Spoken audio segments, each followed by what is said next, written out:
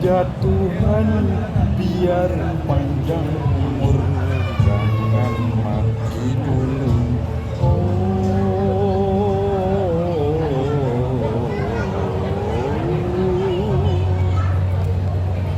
Jangan mati dulu. Dan bintang jadi saksi malam kenangan, berpegangan tangan.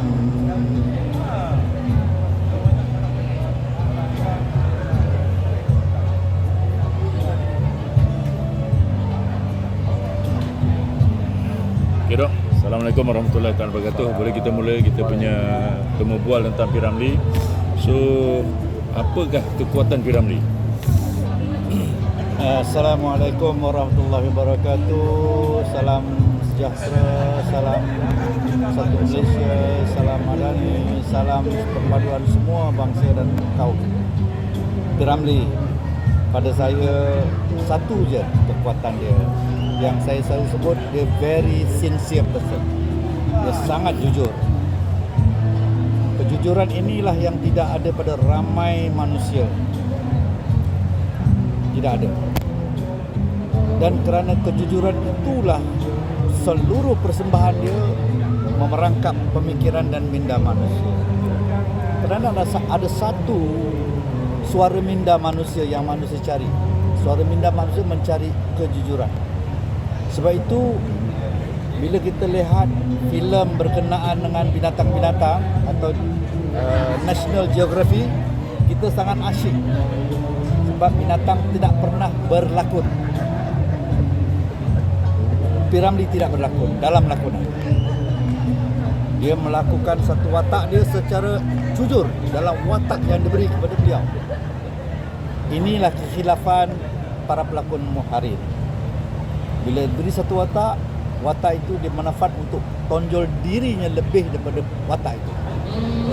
Tapi P. Ramlee, dia menenggelamkan diri dia dan menimbulkan watak itu, dan diri dia tak penting.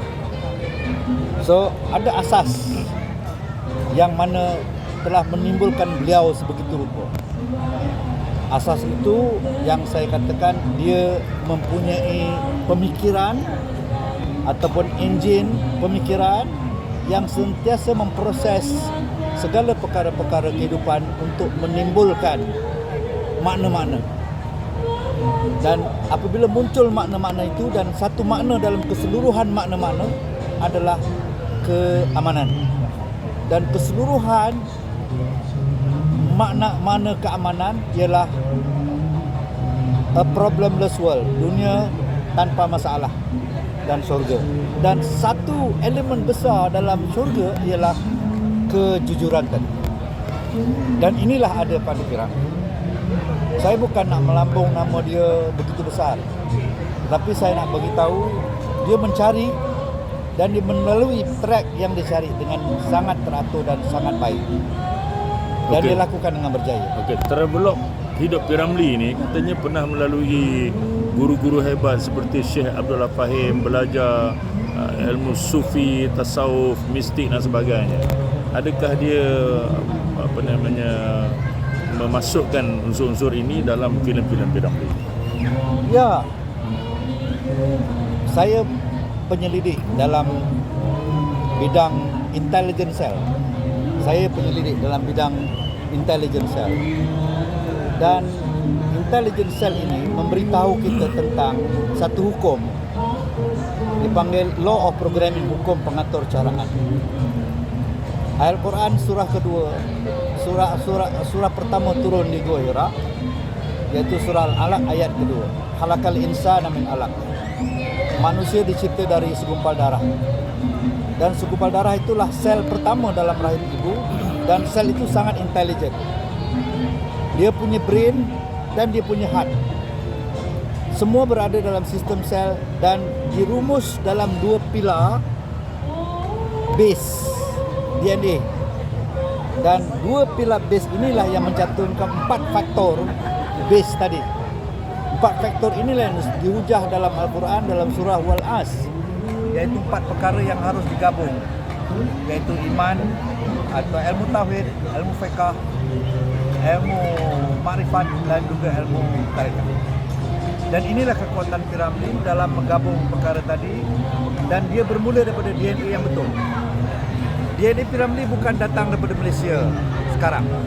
Dia datang dari pembesaran dia di kepulauan yang berada di bawah jajahan kerajaan Melaka tahun-tahun berkenaan, tahun 1400 lebih. Dan itu bermula di Aceh. Keturunan dia mempunyai DNA yang sebegitu rupa. Dan DNA ini bila jumpa dengan guru-guru besar seperti Abdullah Fahim, dia tertarik menjadi satu magnetism yang sangat kuat untuk dia mudah mencerap, merakam gelombang-gelombang yang satu aliran dengan beliau. Cuma gelombang itu diterjemah dalam persembahan melalui jurusan yang diminat, iaitu perfilman. Inilah kekuatan yang muncul daripada DNA yang telah diprogramkan dalam sistem intelijen berkenaan. So, kalau ada orang mengatakan apakah dia dipengaruhi oleh sistem-sistem Abdullah Fahim, saya akan katakan yes. Kerana tapak dia sudah ada. Tapak DNA dia atau law of programming yang dia ada dah cukup kuat untuk merakam any wavelength atau apa juga gelombang yang sealiran dengan pemikiran, dan dia menyerap dan dia akan keluar dalam bentuk personality, kelakuan, trait, attitude, behavior yang tanpa dia sedar. Sebab itulah keluar perkataan-perkataan dalam lagu dia, perkataan-perkataan, idea-idea yang tanpa dia sedar tetapi dalam aliran yang tersebut, yang sekarang saya lihat sangat bernilai ilmu. Ya, itulah yang saya boleh pandangan. Maknanya P.Ramlee ni dari segi pemikiran masih relevan sekarang. Oh, apabila ia bersifat ilmu, knowledge base, bukan information base, dia akan sepanjang zaman. Sebab ilmu ni adalah cahaya, nur yang terbit daripada satu lilin. Orang tak perlu lilin, orang perlu cahaya daripada lilin tadi. Ada lilin yang banyak atau ada maklumat yang banyak tetapi tidak punya ilmu, bermakna lilin yang tak bernyala. So, yang ada pada P.Ramlee, dia satu watak yang punya lilin yang dinyalakan sebab dia ada lighternya. Lighter itulah yang dimiliki oleh P.Ramlee yang mampu menyebabkan orang sentiasa menemui makna-makna hasil daripada pemerhatian kisah, filem dan persembahan beliau. Walaupun level budak kecil pun dia akan terima makna pada level budak kecil. Orang profesor akan terima makna level profesor. Orang level ijazah akan terima level ijazah. Jadi tak semena-mena dia akan boleh membina penyalaan lilin itu kerana dia adalah orang yang telah mempunyai apa dipanggil knowledge teknologi itu, bukan information teknologi.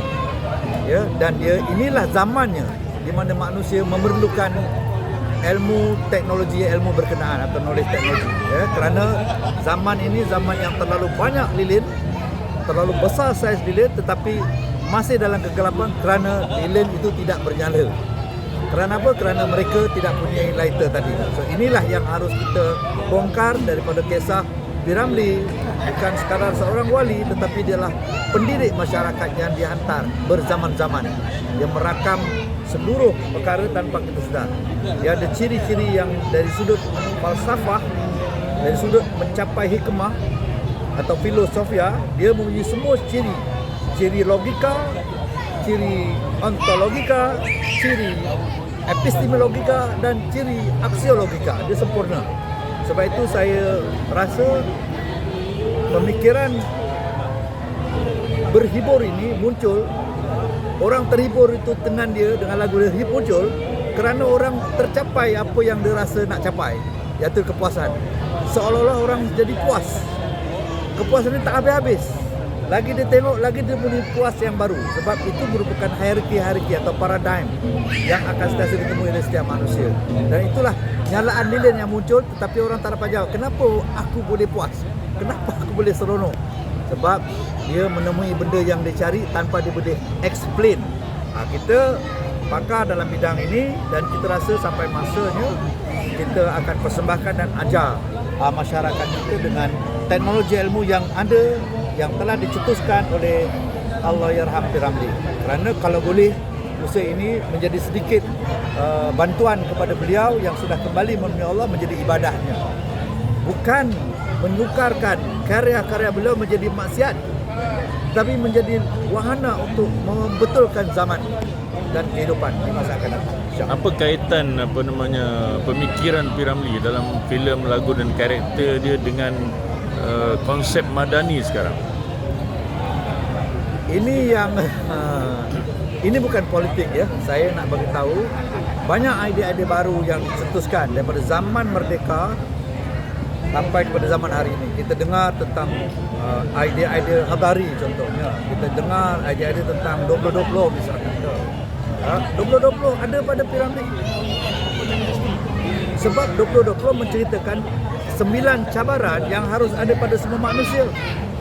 Kalau you miliki 9 cabaran tu, you akan hidup dengan berjaya pada 2020. Cabaran dia apa? Kemahiran tu apa? Pertama, dia kata, you mesti berjiwa besar. P. Ramlee seorang yang berjiwa besar. Tapi tidak cukup dengan itu, dia mesti beretika.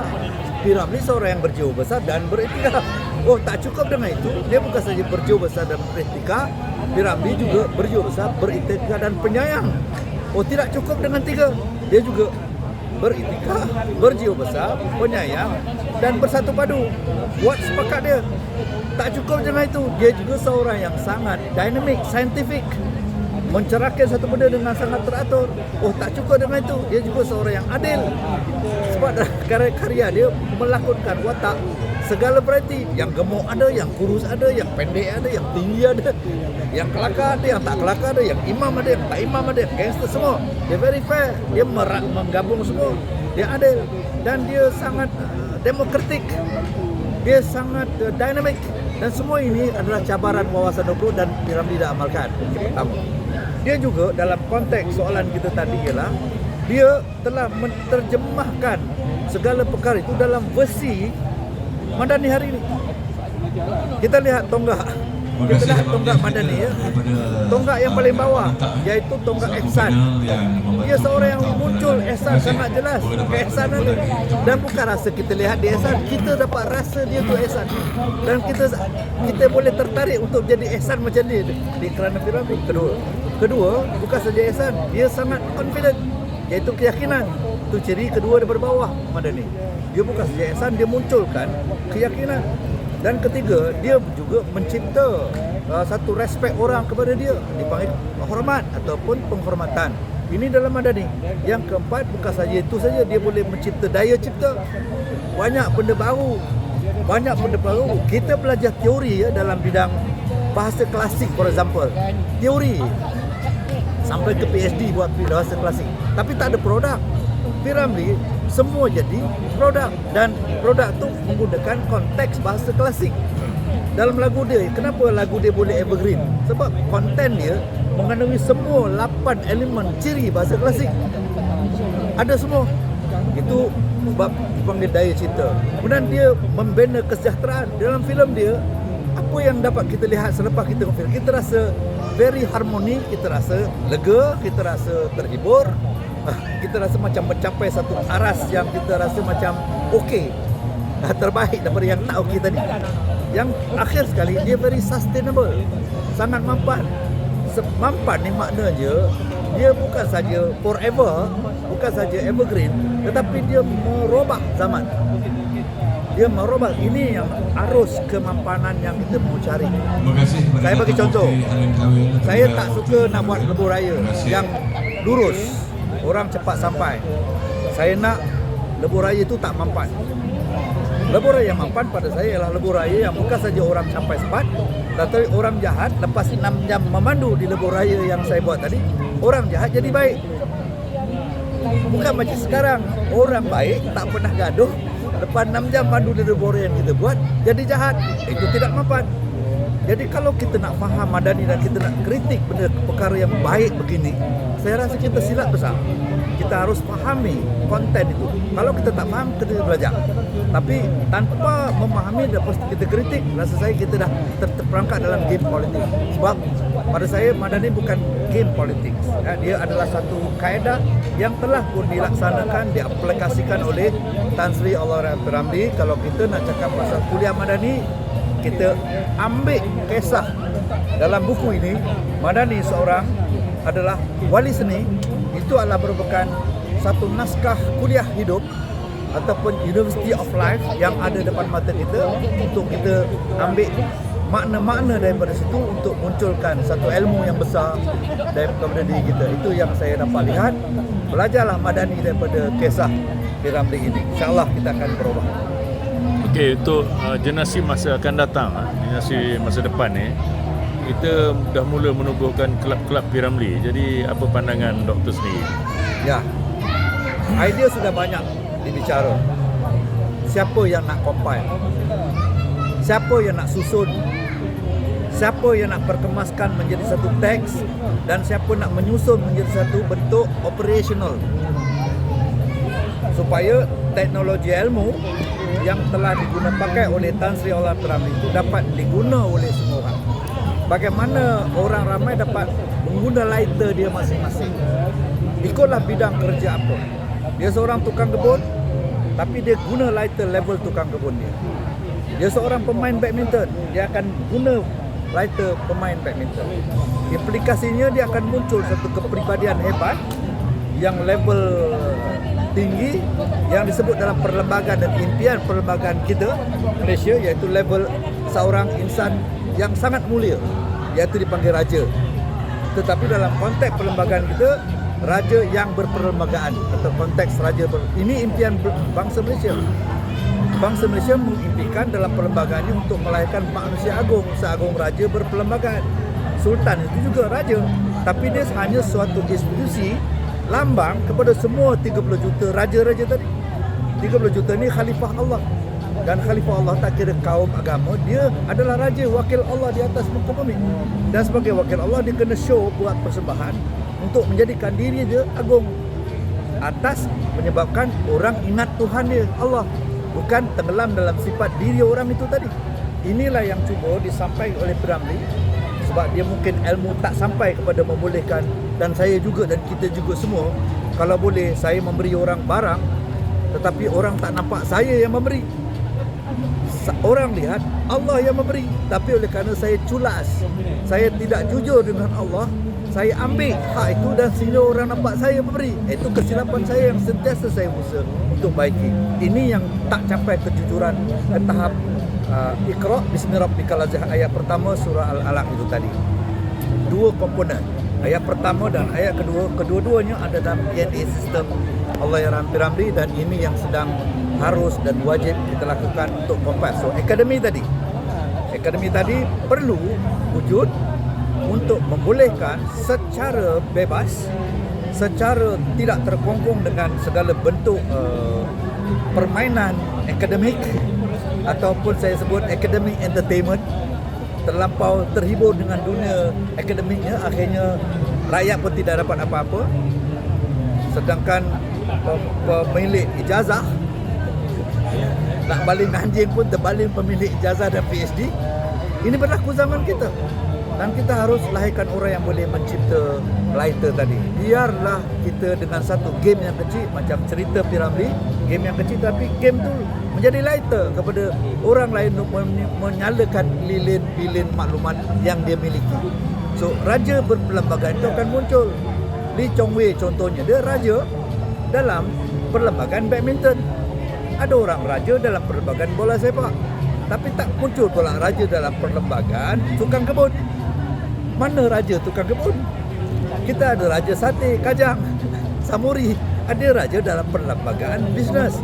Dalam Malaysia kita bebas semua orang, Cina kah, Melayu kah, come on, please munculkan akan kehebatan anda sebagai seorang raja, tetapi berperlembagaanlah, follow rules lah, berdasarkan prinsip trust rukun negara, itu aras perlembagaan yang ada dalam Tan Sri P. Ramlee. Yang pertama daripada bawah, dia very sopan susila, presentation dia sopan susila. Kerana apa? Kerana dia follow rules all the game, ikut daulatkan undang-undang. Keempat, dan bila dia dua-dua dia sembah dengan begitu halus, dia sangat dia sangat luhur perlembagaan diri. Itu saya kata dia seorang jujur. Lembaga dirinya luhur. Sekarang kita berdepan dengan krisis keluhuran lembaga diri. Ada orang nampak macam orang alim, dalam dia rupanya setan penyanak. Ada nampak macam pemimpin bagus, rupanya dia bapa rasuah. Keliru. Hari ini kita sangat confused, dipanggil very uncertain, chaotic. Jadi saya fikirkan kita tak ada game lain untuk mencerita pada masyarakat kecuali naskah yang ditinggalkan oleh orang Habib Ramli, satu naskah besar, dan kita tak boleh persia-siakan. Akademi ini sangat perlu. Macam mana kita last kali macam mana kita nak terapkan pemikiran Piramli ini, idea-idea Piramli kepada generasi muda? Masya Allah. Ini kaedah yang sangat perlu kita fikir, dipanggil proses pendidikan. Dalam pendidikan yang ada pada hari ini, yang saya ingin komen sikit tapi implikasinya besar, ialah pendidikan kita tidak melahirkan orang yang berfikir. Pendidikan kita menjadikan otak manusia bakul sampah. Simpan nota, banyak simpan, besok masa exam dia buang balik. So peperiksaan adalah pesta mengosongkan akal fikir rakyat sekosong-kosongnya. Kerana besok dia akan lupa balik. Dia akan tinggalkan maklumat, besok nak isi yang baru. Ini game yang berbilion kosnya negara. Dan game ini sangat membazir, sangat berdosa kita kepada Allah. Dan seluruh rakyat, pemimpin sampai ke rakyat harus jelas jangan lakukan lain. Kita punya kerja sekarang ialah bagaimana menggunakan apa juga tools yang ada dalam kehidupan supaya dalam otak rakyat kita bina engine yang selepas SPM, engine itu sudah diguna untuk diproses dalam bidang sektor masing-masing. Peranan universiti hanya menggunakan adakah engine ni boleh diguna untuk tujuan industri A atau industri B atau industri C atau sektor A, sektor B, sektor C. Dia hanya tester dan gunakan supaya disiplin engine yang tercipta bermanfaat pada negara. Dan untuk itu teknik yang kita kena betulkan ialah kaedah teknologi ilmu. Fokus kepada teknologi ilmu, manfaatkan kepakaran kita yang ada dalam alam teknologi maklumat, Internet of Things, Artificial Intelligence dan segala macam ini. Pada saya hanya kalkulator. Tapi masih lagi kerja kita ialah bina enjin. So saya ajar teknik, saya bagi tahu teknik. Pada saya ada 3 area yang kita selalu tidak atur dengan baik dalam membina enjin tadi. Untuk boleh kita akademi tadi berperanan sangat hebat. Iaitu pertama, rakyat tidak faham bahasa ilmu dalam satu bidang ilmu. Orang tak faham. Orang faham matematik, tetapi dalam fikiran mereka matematik itu macam-macam perkara. Sebab bila saya kata bahasa, dia mesti nampak satu metafora, gambaran tentang bidang itu. Contoh, saya cakap rumah, itu satu bahasa. Pastinya kita akan nampak gambar rumah. Kita tak akan nampak setakat tangga, setakat bilik air, setakat tandas. Tapi bila saya kata matematik, ramai mengatakan dia nampak graf, nampak bulatan. Itu baru pintu, itu baru tingkap, itu bukan rumah. So apakah gambar rumah matematik itu? Yang ini hilang dalam radar pengajaran mikro kita di sekolah. Itu disiplin pertama dalam teknologi ilmu yang gagal. Contoh kedua, bila ajak pelajar masuk dalam maklumat matematik, dia akan seolah macam ajak manusia mengembara dalam satu hutan yang dia tak ada peta. So apa jadi? Dia akan sesat, dia akan lost dalam peta. Sebab itu dirasakan subjek itu susah nak dipahami. Oleh kerana itu kita kena betulkan perkara ini. Pada IKA, saya bagi IKA. Okey, last sekali tentang kesimpulan tentang Piramli. Saya katakan tadi, sahabat-sahabat semua, Piramli seorang manusia yang Allah hadirkan untuk membolehkan manusia hari ini jadikan objek untuk memberi pengajaran. Kerana dia model insan jujur, sejujur manusia dalam versi dia sendiri, dan dia tidak dapat lihat dalam sudut konteks dakwah yang kita lihat pada hari ini dakwahnya, tetapi dia dakwahnya berlaku dalam kesannya terus.